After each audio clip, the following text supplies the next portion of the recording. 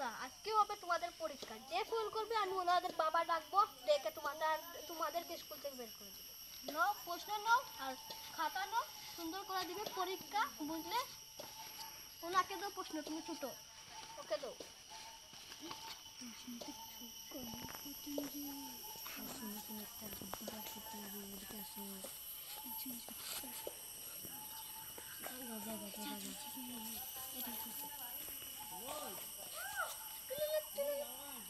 আমার গরু মারা গেছে, আমি তো চাই চাই হ্যাঁ আমার সাগর মাইতেছে, যা যা যা।